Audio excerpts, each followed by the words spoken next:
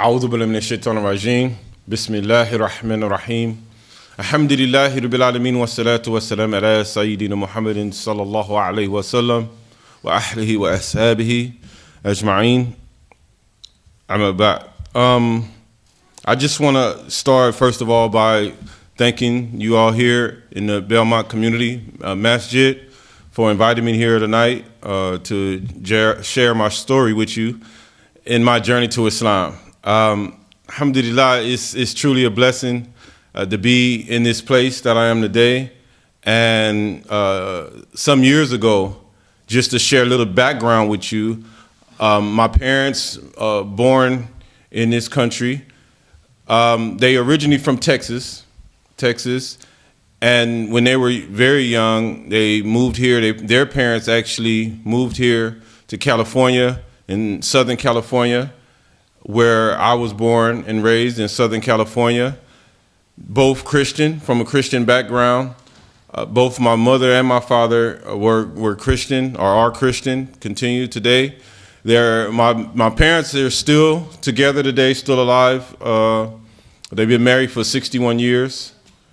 And my journey to Islam, actually, we don't know, because Allah subhanahu wa ta'ala, as we relate the story of Umar, radiallahu an, where the Prophet Muhammad sallallahu alayhi wasallam had made dua for the two Umars, that one of them would become Muslim.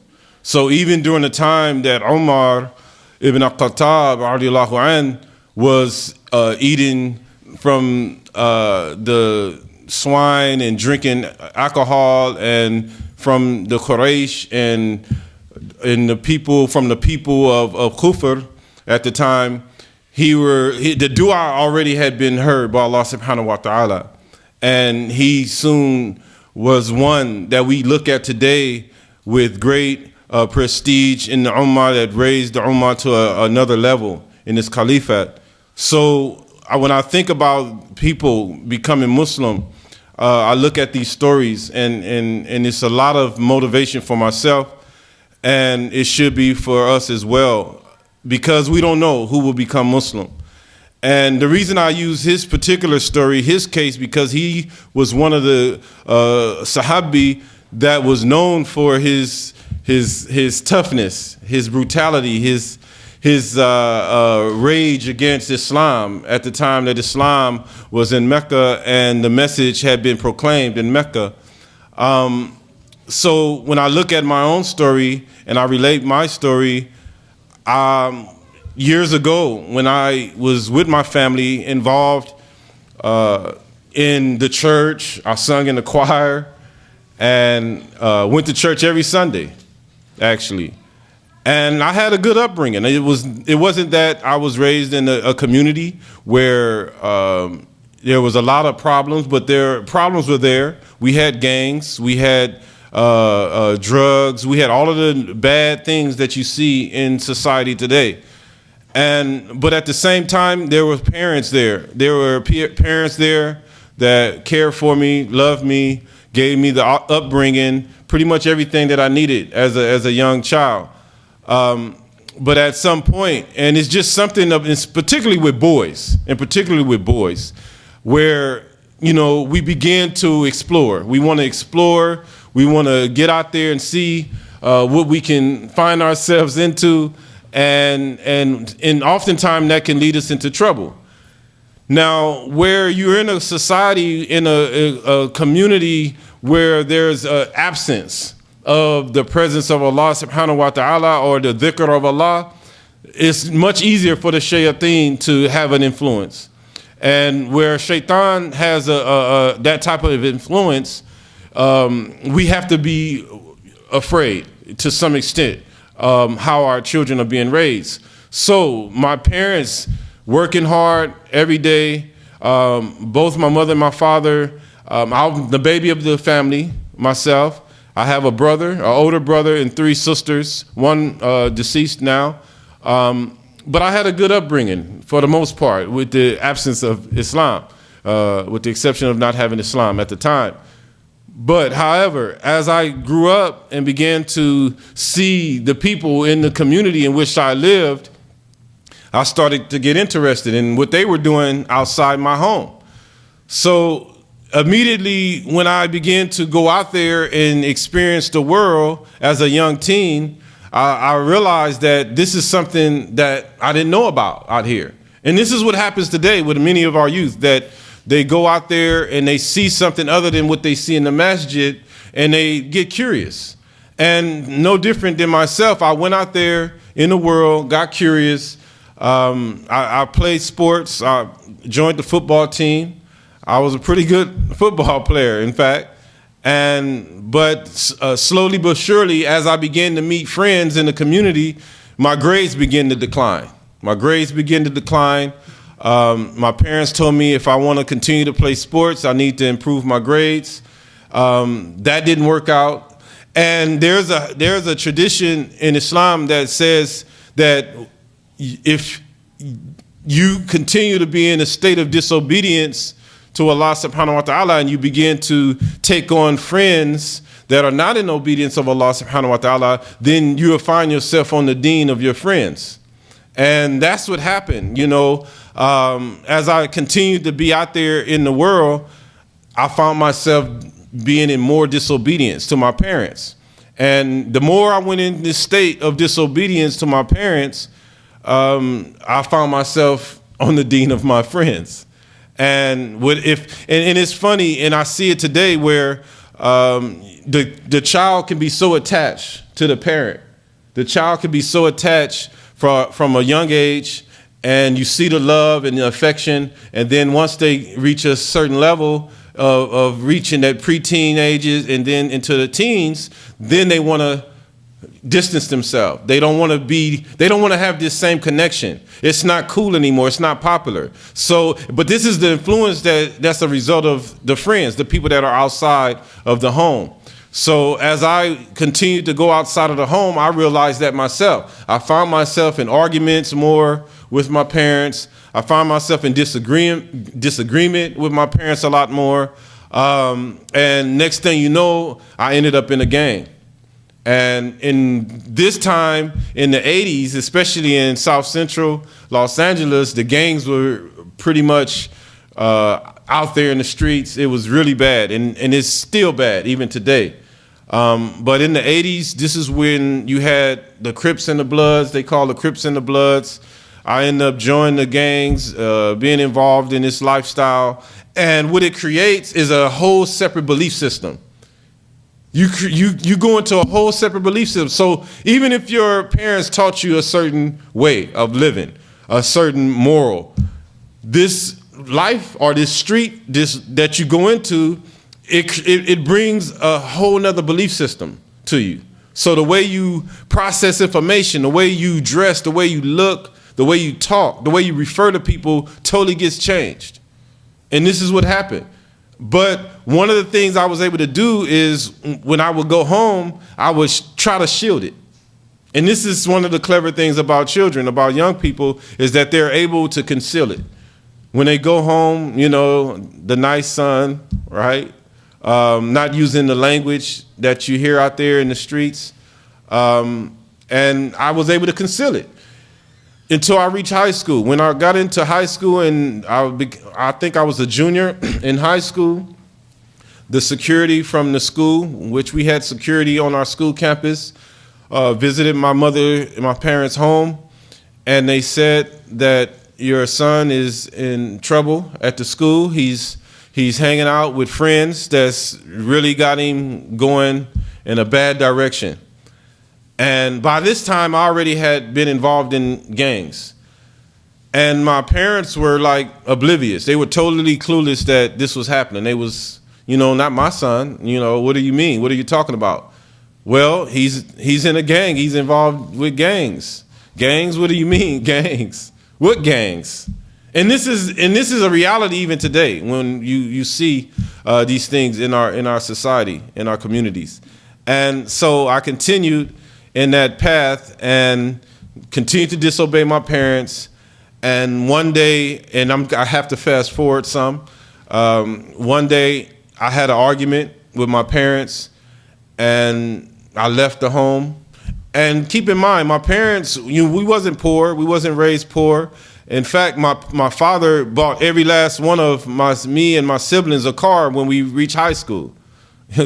Every last one of us had a car when we got to high school. We knew we was going to get one. So it wasn't that, it doesn't, some people have this belief that you have to be poor, you have to live in a community where, there's poverty to find yourself in this situation. Whereas myself, I wasn't poor and my parents weren't poor, and I found myself in this situation. So it's the ones that you least expect that find themselves choosing these paths. So what happened was, after the argument, I come back home. My parents are on their way out to dinner together, and they see me. I drove back in the driveway. They told me to stay home. They said, "We don't like how you're looking today, so just stay home until we get back, and we'll talk about it." So I said, okay, whatever. And as soon as they left out the driveway, I got in my car and I left. By 11 o'clock that night, I didn't come home. I was arrested, and I lied to my parents. I called home from the jail, and I lied to my parents, and I told them that I was arrested for reckless driving, where in fact I was arrested for a gang crime. And I ended up spending 22 years in prison. So, when I went to prison, I didn't have hair on my face. I was a young man. I was just turned 19 years old when I went to prison, and I was 42 when I was released. So this is the reality. This is the result, to me, of disobedience to the parents. Clearly, I mean, immediately when I was arrested and I knew what I was facing, the first thing I thought about is disobedience to the parents. And I wasn't even a Muslim at the time, but I knew it was because of that disobedience, because in Islam we put a lot of importance on filial piety, and it's very important. Birrul walidain is very important.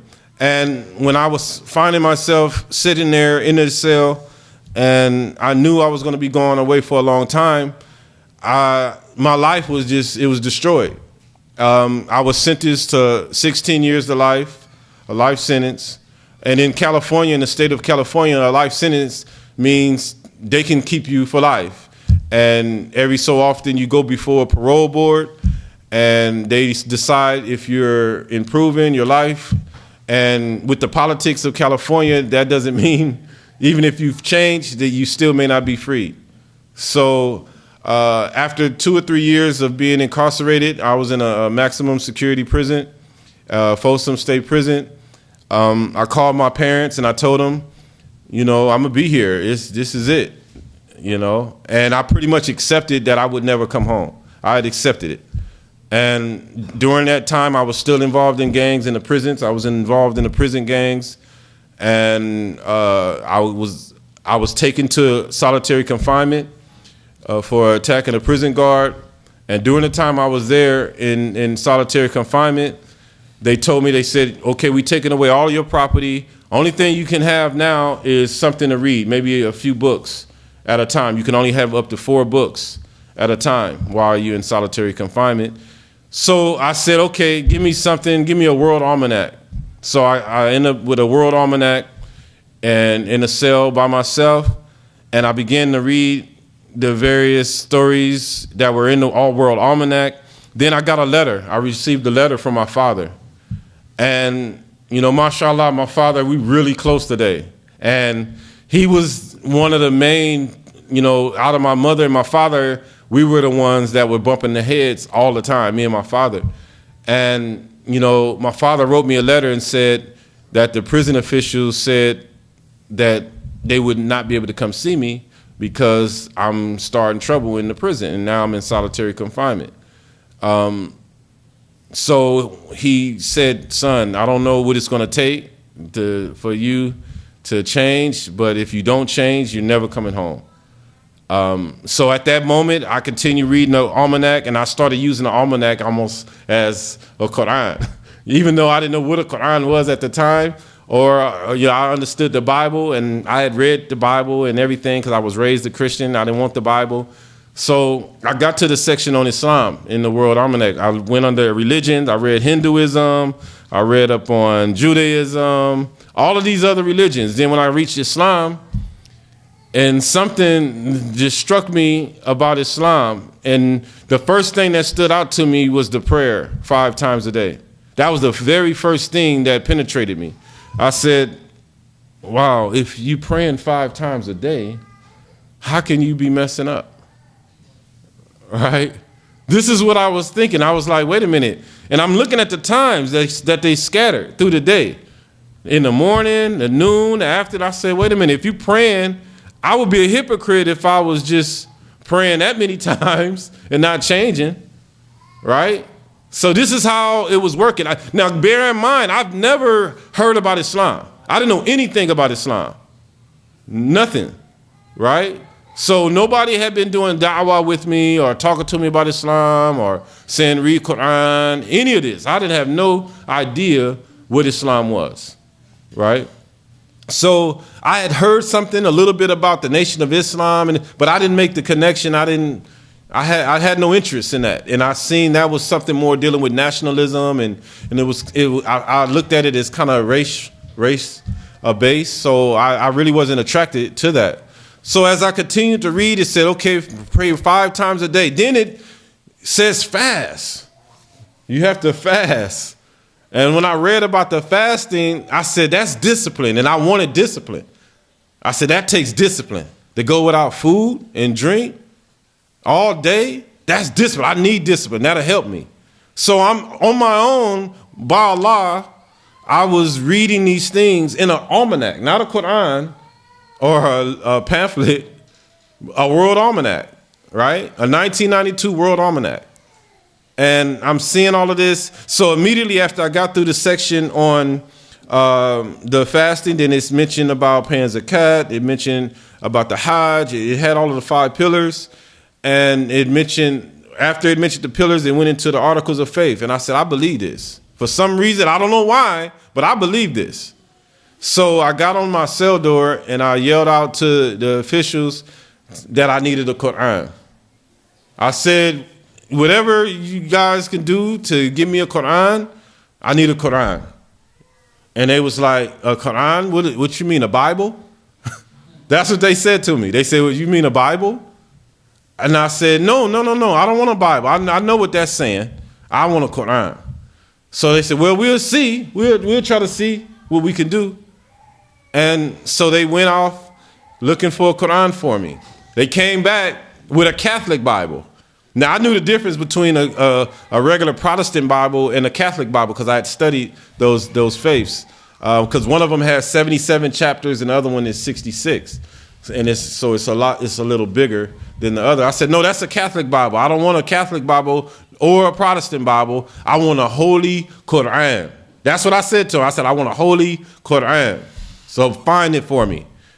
And then they said, what you mean find it? I said, find me a Quran. I kind of like got a little rough with them a little bit. I mean, you got to think, this was my background. You know, I was kind of rough around the edges, as you would say. So they got a little nervous and they went off and they came back with a Quran. So when they came back with the Quran, I began reading from Surah Al-Fatiha and Baqarah, and I think halfway through Baqarah, I said, I'm Muslim. That's it. I didn't have no knowledge of Shahada. I didn't know that you had to go through a process of declaring Shahada. I had no knowledge of what that meant, you know. So I just said, I declared myself a Muslim, right? So after getting halfway through Surah Al-Baqarah, I laid the Quran on the bed in the cell, and I went to the bars, and I said, from here on out, guys, because it was, you know, we used to talk to each other on the, you know, the inmates in the prison building in the cell block, and I said, from here on out, I said, don't call me by my street name anymore. And they said, what do you mean? You're not going by your street name anymore? I said, no, don't call me that anymore. Don't call me Dre Dog anymore. That's what they used to call me, Dre Dog. A dog of all things, right? And they was like, what do you mean? I said, so what you want us to call you? I said, well, and I had remember somebody, I listening to somebody through the ventilation system talking about someone named Yusef. I didn't know what that meant, but I knew it was associated with Islam, Muslim, because I seen the chapters when I was opening the Quran. I said, I'm Yusef, just call me Yusef. I said, from here on out, my name is Yusef, and I still carry that name today. So I said, don't call me that name, call me Yusef, and I'm Muslim. And they're like, they was like, how did you do that? I said, don't worry about that. We'll talk about that later. So I ended up doing a year in solitary confinement. And after I was released from solitary confinement, I said to the inmates that I were leaving behind, I told them, hey, you can have every property that's got anything foul to do with it, magazines. I said, I don't want any of this stuff, right? Only thing I took out of that cell block with me was the Quran. So when I left my cell block and went to general population again, all of the people, keep in mind now, when I went into solitary confinement, I was this guy that was like, crazy man, right? And I come out, I'm saying I'm a Muslim. So people are looking at me and they was in disbelief. They like, no, not him. He's Muslim? Yes, I'm Muslim. And I asked them immediately, where are the Muslim brothers? That's what I asked someone. I said, where are the Muslim brothers? And they said, well, they have Jumu'ah. I said, what? What do you call it? He said, it's called Jumu'ah. I said, Jumu'ah? I was like, okay. They do it on Fridays. Just go over there on Fridays. You see that building right there? Just go over there on Friday. And I said, oh, okay.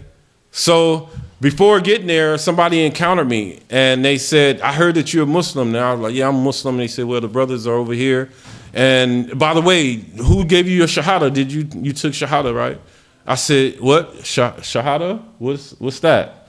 They said, that's how you become Muslim. You was a gang member, right? Wasn't you in the gang? And I was like, yes. He said, so you took Shahada?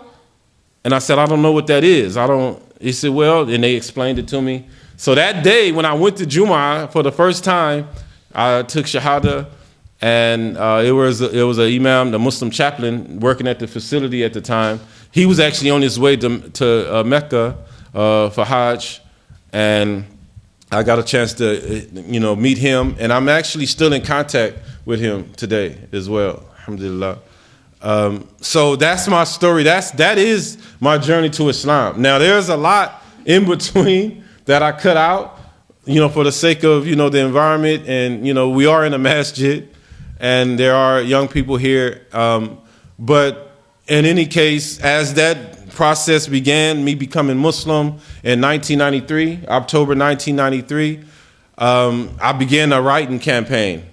I asked someone, I said, how do I get in contact with the Muslims in free society?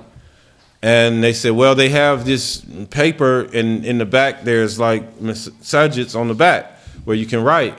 So I wrote all of the various masjids all over California, pretty much. I wrote like hundreds. I'm sure it was hundreds over a period of years of letters that I wrote. And eventually I got in contact with Zaytuna Institute. Everybody familiar with Zaytuna College? It's Zaytuna College now. But Zaytuna, it was Zaytuna Institute at the time, and they were located in Hayward at the time, Hayward, California.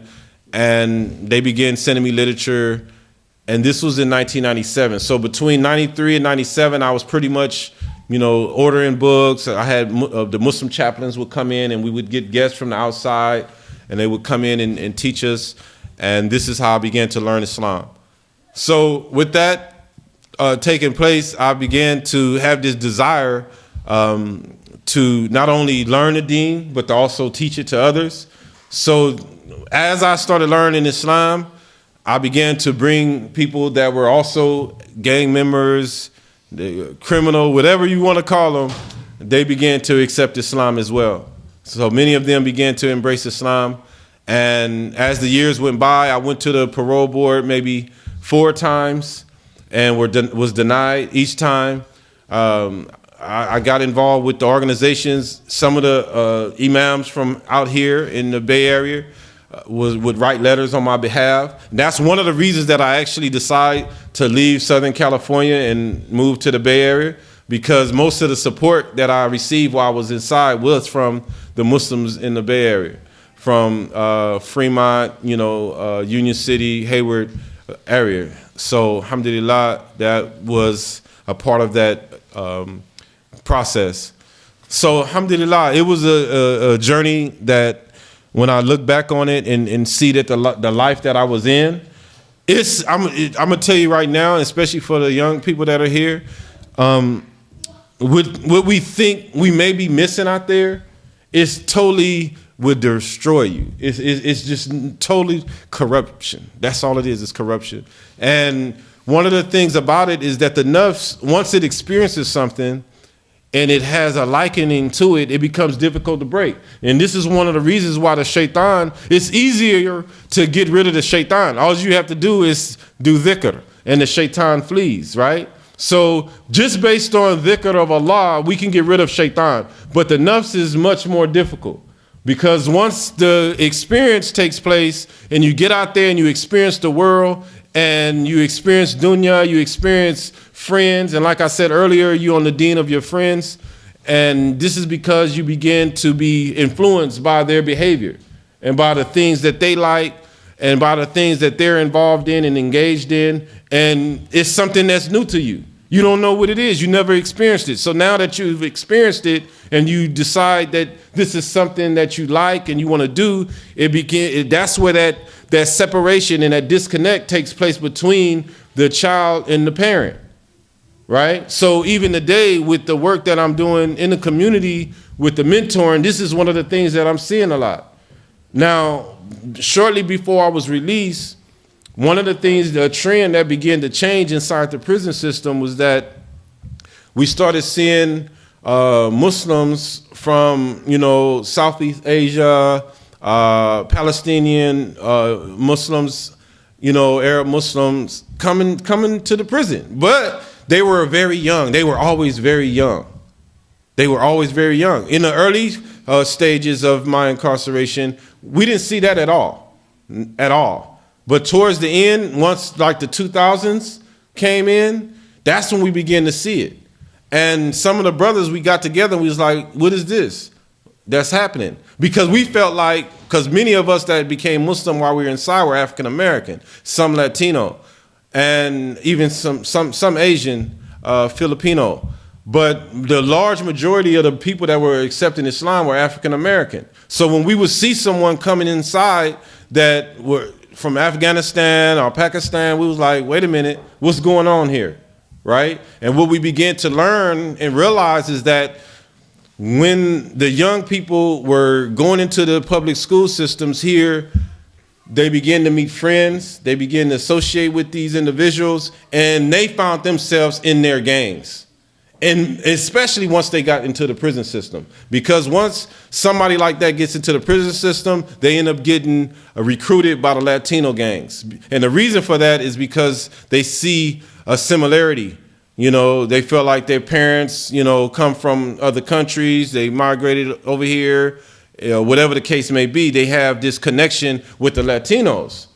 So oftentimes you will see them coming in and they going where the Latinos are at in the prison, and we're like wondering what's going on. So what we decided to do is the Muslim brothers, we would get together whenever they would have a new bus of inmates coming into prison. We would go over where the buses were coming in just to see if we would see people that looked like they were not Latino, but possibly they were Afghanistani or whatever the case were.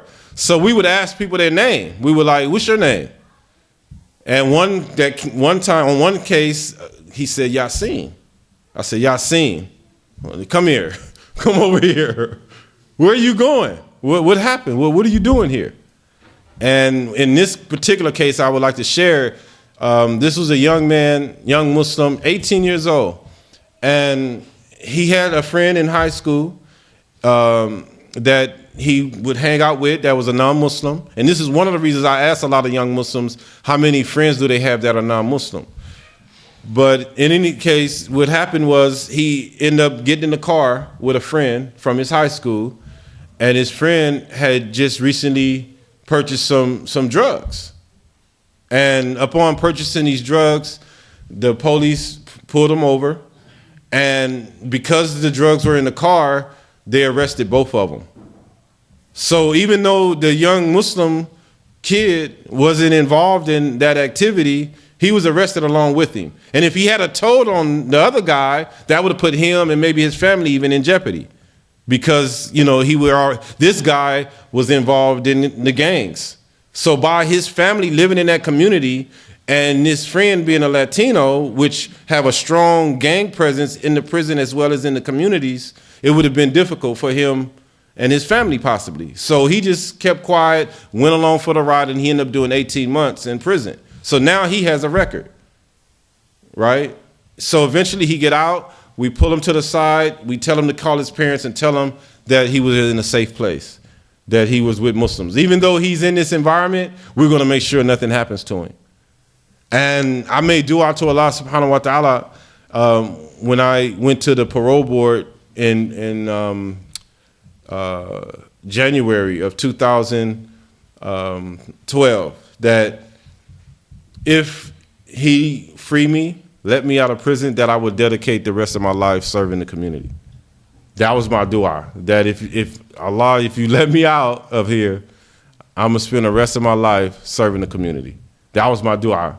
So I was waiting in the room, waiting to go inside. And when I went inside and went through the hearing, they went through my file. They seen all of the Islamic material, the studies, everything that I've been doing. And one of the board commissioners said to me, he said, I can see clearly, not only from your words, but just seeing what you've done, that it's your faith that changed you. So these are non-Muslims that's saying this. Non-Muslims are saying that your Islam is what reformed you. That's what they said. It is your Islam that changed you. So when I see young Muslims leaving Islam, turning away, what's going on? That's totally backwards to me. Something that saved me, you're leaving? You distancing yourself from? Something that literally saved me? And I just couldn't, to this day, I just can't grasp that, because I see the power of Islam, and it changed my entire life. And it was the key, that the success that's come as a result. How does somebody like myself get out of an environment like that, serving a life sentence, get invited to Sacramento, the lawmakers calling me to Sacramento, wanting me to give talks at the Capitol, all of these things that's taking place now, even though I had a life of total disobedience before then. So they were convinced that my Islam had an impact on me. They were convinced, they were totally convinced that it was my Islam. So when they invited me to Sacramento in April last year, they asked me about my program that I started while I was inside. They said, how are the Muslims that you left behind, how are they doing now since you're gone? So they're concerned. Now, again, these are non-Muslims that see the power of Islam. They see that Islam actually impacts people's life and transforms people's life. And this is what happened. So, mashallah, I was released May 12, 2012. And since, alhamdulillah, I'm working now at Averroes High School, teaching Islamic studies. And some of my education came through Zaytuna. I was actually the first prison outreach student that they had before they went into Zaytuna College and moved to Berkeley. So my studies continued on with Shaykh Rami and some of the other scholars that created another separate organization through Yaseen Foundation, and some other organizations that continued to help me, and they also paid for the college education that I did through correspondence while I was there. So alhamdulillah, I was able to achieve those things while I was still there. So once I came home, it was pretty much, it was a matter of, getting this thing going. So now I also have a 501c3 called the Timelist Group that focuses on youth development, as well as assisting incarcerated individuals, people that's incarcerated, as well as those that are coming home. As well as, I wanted to share with you just recently, and I brought it with me. I'm a city official now in the city of Union City, a commissioner. This is my badge. So the mayor trusts me, believe it or not. The mayor actually of my city trusts me and put me in a political position in the city of Union City. And with this, it's for the Human Relations Commission.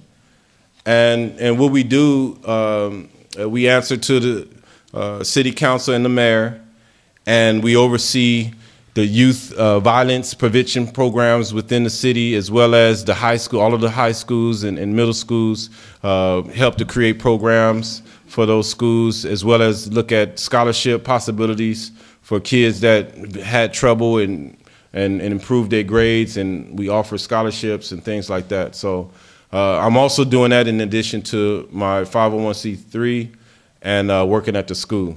So Alhamdulillah, and I wanted to share that because someone may wonder, okay, this guy was a bad guy, at one time. But then when I'm able to show what I'm doing now, that's the key. I want to be able to show what I'm doing now, not what I was, and hopefully it's a sign for those that feel like Islam is not answering what they need to be answered. All you have to do is delve into your own deen, re-examine your own iman, right? I mean, it's right there. As long as we believe in Allah subhanahu wa ta'ala and continue to stay on this path, we'll see wonders. We truly will, inshallah. So with that, I'd like to open it up, I guess, for questions and answers. I know there's other things that's going to be happening, just to give some time if there's, alhamdulillah. 30 minutes before we close? Okay, alhamdulillah. Okay, alhamdulillah. So one of the things that I like to share is that as a constant reminder, especially to both parents and adults, and particularly in parents, adult parents, older parents, trying to make that connection with the young people today. And the reason I say that is because without that connection, they're gonna think that Islam is foreign, it's old, it's getting. They want to do other things. They want to try other things. In my belief, Islam is constantly being renewed. It's constantly being renewed, and it's being renewed through our own discovery. As long as we go back and research the deen, I think that if we put the same importance on studying and learning the deen as we put on TV and video games and all of these things that the community, the society offers us, then again, we will see those wonders, inshallah. But once we begin to leave that and find ourselves doing everything that this society is calling us to, then it is going to be difficult to maintain ourselves on the path. We'll see it in the salat. That's where you examine it from the salat. How do you feel when you go into the salat? How do your heart feel when you stand before Allah subhanahu wa ta'ala? Right? Is this something that you're doing out of habit? Is this something that I'm doing because I know my parents are looking over me and watching me? Is this something that I'm doing because I truly have this belief in Allah subhanahu wa ta'ala and that I'm standing before Allah subhanahu wa ta'ala? I think that's the key. That's where it starts. And we should constantly be re-examining that. What impact is the deen still having on my life today? Am I doing it simply because? Or am I doing it because I truly have a belief I have in my iman? And we have to understand that iman does increase and decrease. We do believe that in our aqidah. It doesn't mean that you become a non-Muslim. It just means that sometimes we'll find ourselves, our iman is high, and then sometimes we'll find where our iman is low. And one of the ways that we raise our iman is not only through seeking knowledge, but from doing good deeds.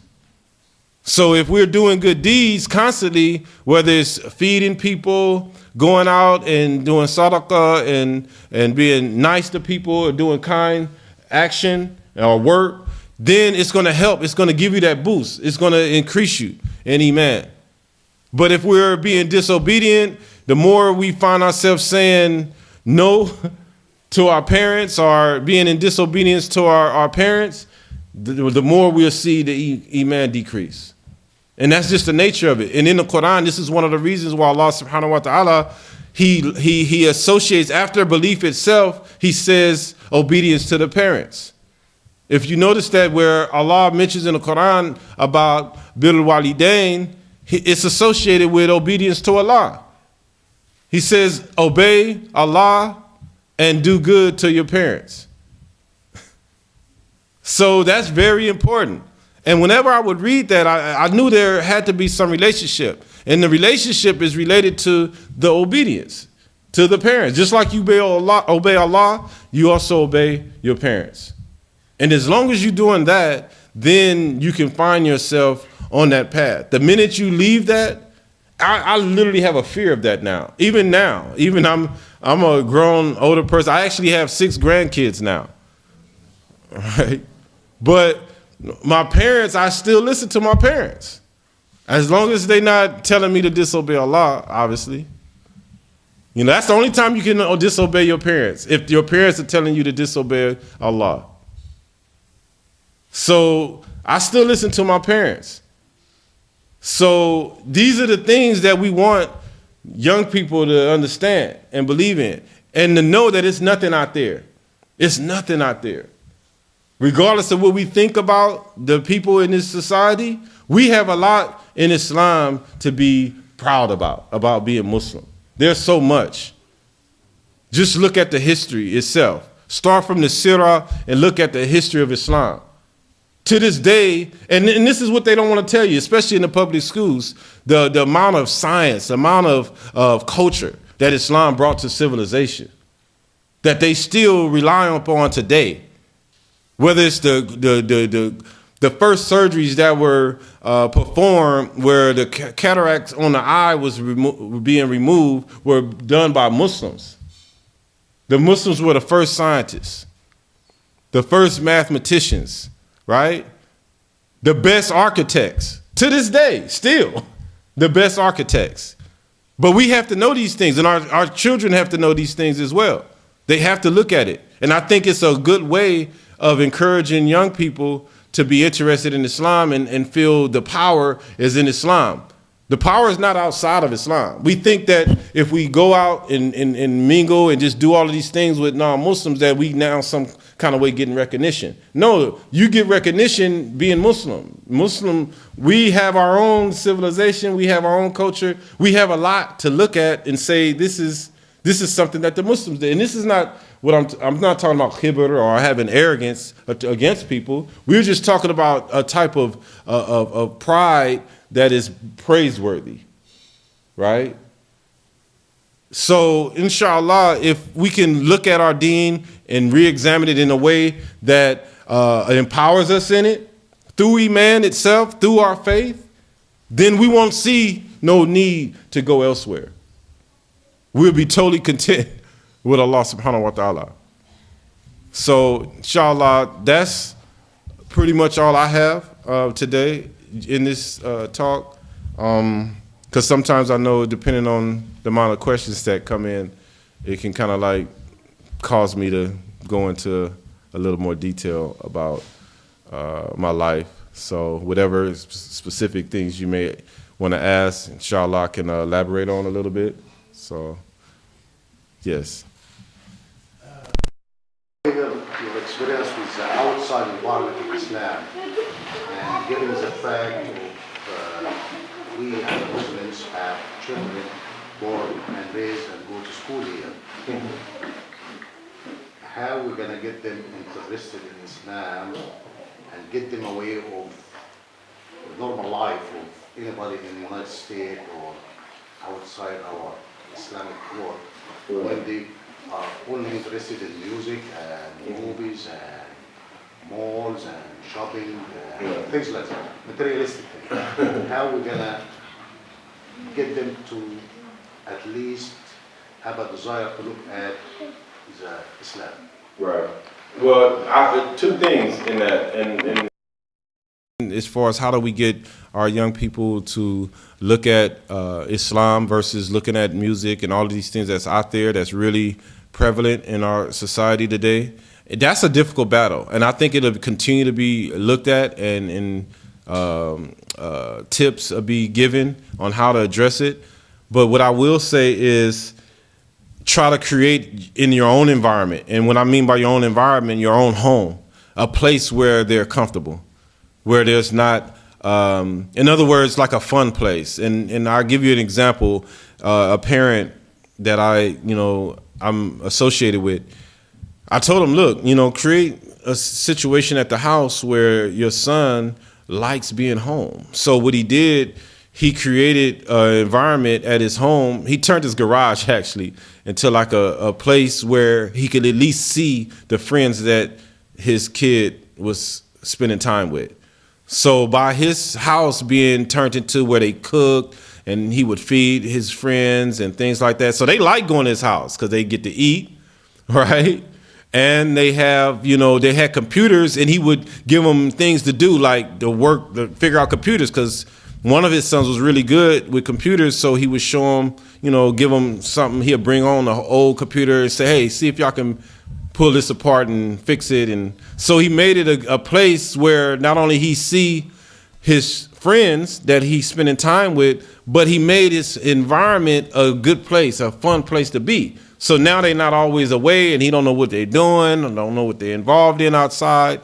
So it made it to where they were comfortable being there, and it created a closer bond with him and his son as well, to where he had a greater influence on him. So when he did guide him back, towards what is right, he would listen because of that relationship and that bond that was formed as a result of that, by his friends saying, oh man, your father is really cool. He's all right.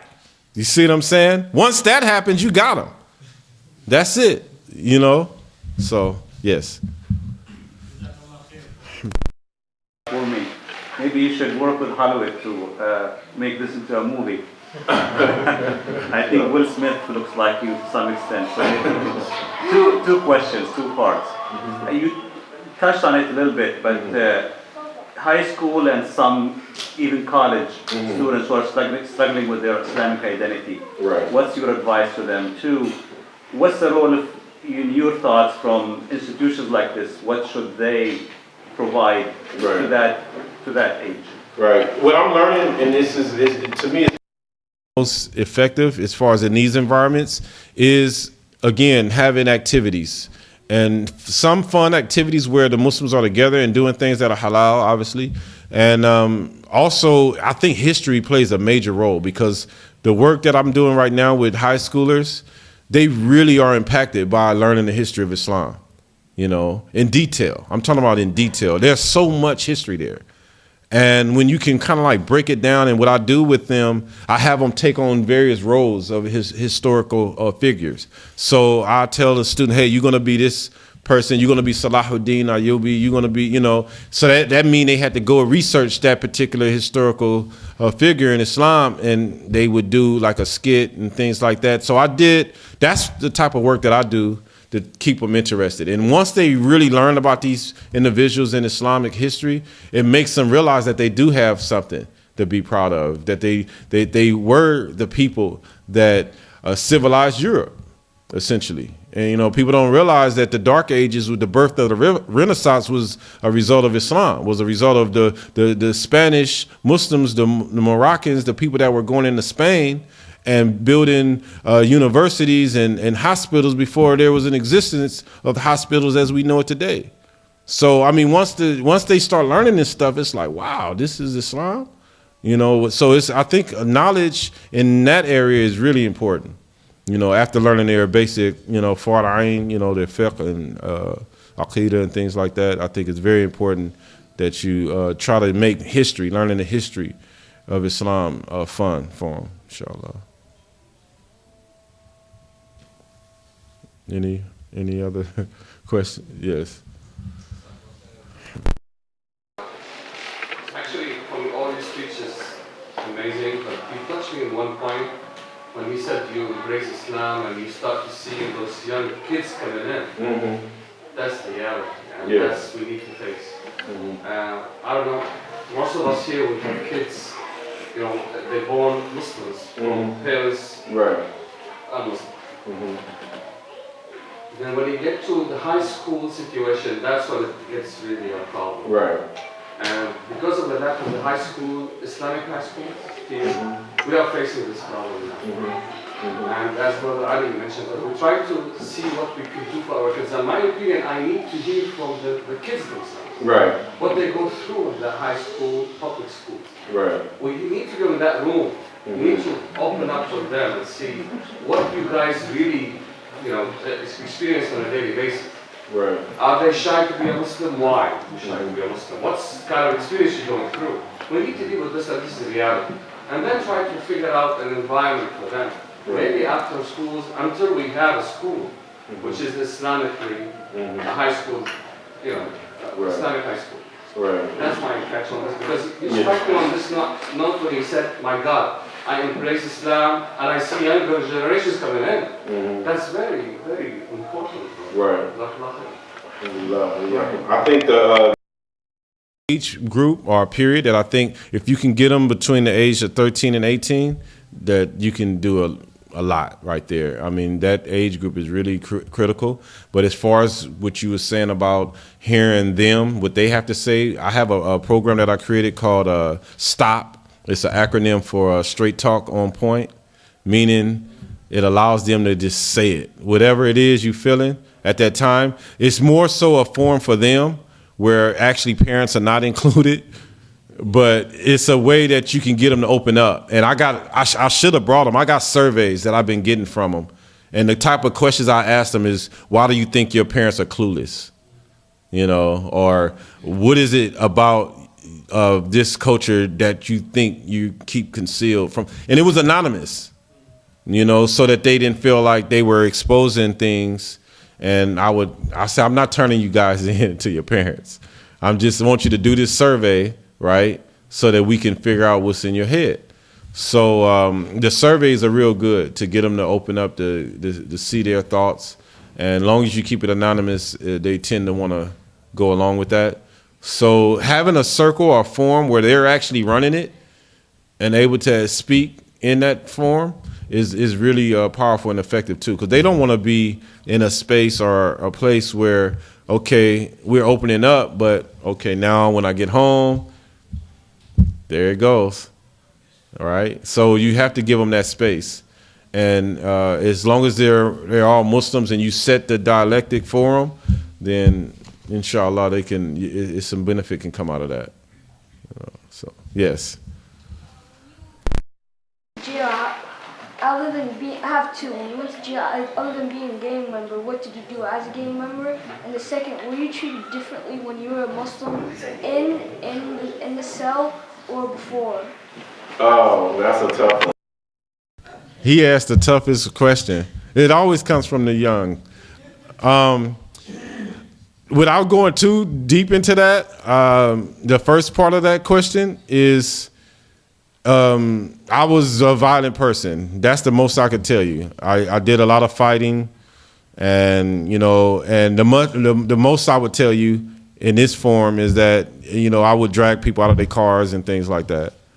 And, you know, I was trying to, because the thing is, as a gang member, the whole idea is to try to make your gang the best gang and the toughest gang. So I did a lot of things because I played football. So I was already kind of like tough on the field type person. And when that failed for me, you know, and I ended up in gangs, I was making a name for myself as not a football player now, but as a gang member. So it was a lot of violence involved in that. As far as once I got there, the second part of that question, I had a lot of respect already when I got to the prison, but as a gang member. So a lot of people asked me, did I have any problems when I became a Muslim, when they seen that I actually left the gang? Would they have a problem with that?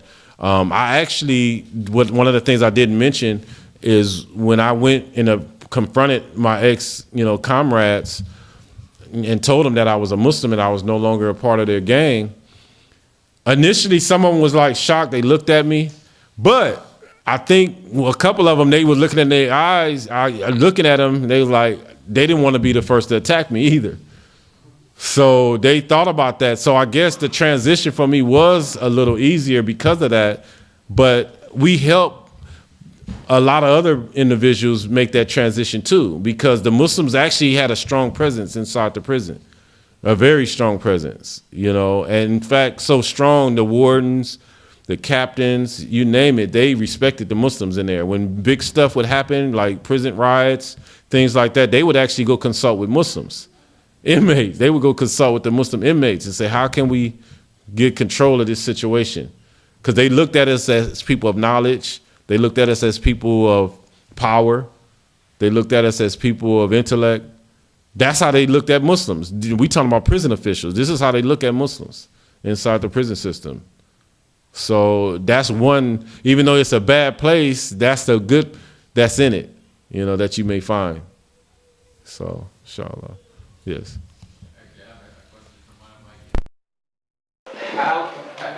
Thank you. This was beautifully stated on how the beauty of our faith and our tradition. Clearly, we live in this society, and there's a lot of negative things, but there's also positive things. Right. So how can our youth embrace Islam and appreciate the religion that we have without also feeling too different or too different from the rest of society that they live in? Right. And that's where I think that a lot of the activities that, kids today may be involved in, whether it's skateboarding, riding bikes, jogging, and working out, doing activity, volleyball, football. I do a lot of those things with the youth, and they like it. I mean, for a while I was doing the youth halakas at San Ramon Islamic Center, and that's some of the things I would do with them on the weekends. And I think that had a major impact. They get an opportunity not only to be amongst each other as Muslims, but they get to do things other than just come to the masjid, because sometimes that's another reality that they don't always want to be at the masjid, but we still want them to love the masjid. That's the bottom line. But in the way that the masjid is actually connected to the activity that's going on outside of it. So I think if you're doing more things with the youth, to make them feel empowered, to give them responsibilities, to give them roles in the masjid, then they're going to want to be involved, because right now they don't feel like they're being heard at all in the masjid, you see? So until we can actually create that type of environment where they feel that they have a voice, then they're going to feel this disconnect and they want to go out there and have it. Because I even take people, I challenge I'm 44 now. But I still challenge high schoolers. I don't know how many in here. How old are you? What's your age? How old are you? 22? Okay, alhamdulillah. Kids this age all the time, I'm like, let's go out and exercise, work out, jog around the community. I'm still in shape at my age, so I do things like that just to get them out there. They think they got it now. Face it, they at that age where, we got it now. Go on and lay down. They call us old men now and say, but, we have to go out there and do things with them, and let them know that we're still alive. So, those of us that can, at least, Alhamdulillah. Yes.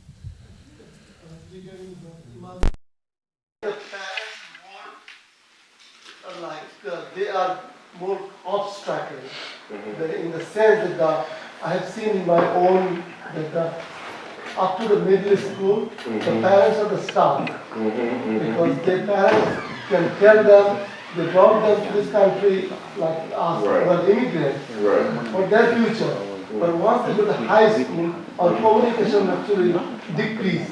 Because that time the parents are not willing to listen what children want to say. One example is the gay rights. What they whenever they want to talk to us, I say, oh, that's haram, don't talk to me. But they are seeing it's a human right. So the question is that parents are not willing to listen or not equipped to handle the situation. communication, so that gap Exactly. gets bigger and bigger. Absolutely. That's actually one of the prevalent things that's mentioned a lot as far as, how to communicate, what's right and what's wrong to you instead of just saying, just listen to me, I'm your parent. We do have to develop those type of relationships with our youth where we're actually having a conversation, where they feel comfortable sitting down, running something by us. Like, hey, this is what's going on at school. I feel uncomfortable. How do we get them to open up like that? The way that we get them to open up like that is by, for one, you are the authority. They have to know that, but at the same time, have that relationship with them where you're willing to listen. So be that listening. And we have this idea in organizing, it's called, listening sessions. I don't know if you heard that term before, but we have these listening sessions. And what we do, we just call people in randomly and just tell them, what do you feel? What's your problem? What's going on? And most of the time people say it's too high, it's too expensive to live in the Bay Area, or, affordable. I mean, people say all the time, but it's a listening session. It's an opportunity for people to come in and say what's on their mind, get things off their chest, and air out some things. So a lot of times you need that space to do that. And if they don't feel they're going to be able to do that they're going to get shut down right in the middle of a sentence, then they're not going to open up. They're going to go out there and find their friends that are non-Muslim. And one last thing, because I know we got to do salat, I really want to say this, is that and it's not to say that they can't have non-Muslim friends. This is my issue, because some Muslim friends can be a bad influence. That's a reality too. But my thing is, if you have a greater influence on the non-Muslims than you, because you're the Muslim. So, because this idea of keeping company with people that remind you of Allah subhanahu wa ta'ala. So if people are not reminding you of Allah, you're with them, prayers are going by, Asr and Maghrib is coming in and going out, and you not even thinking about Salat, then those are bad influences, because they're not going to help you to go to prayer. I have family members that if I'm spending time with them, they non-Muslim, but they'll look at the clock and be like, I know, I don't want to go into I know you got to pray, right? So we'll talk some more when you're done praying. You see what I'm saying? So they're not keeping me from Islam. So we can have friends, but what kind of influence are they going to have? Are you going to have a greater influence on them than them on you? You're the Muslim. You're supposed to be the example. So you should have a greater influence on them, right? To where they don't cuss around you, use this language. When I come around, people shut that down. Excuse me, I didn't mean to say that word. I know you don't talk like that. That's the type of presence you should bring when you come, right? Then you can have as many non-Muslim friends as you want, as long as you're going to be the dominant influence. So that's my belief. So, inshallah. Jazakallah khair. Alhamdulillah bil alameen. Salatu wassalam.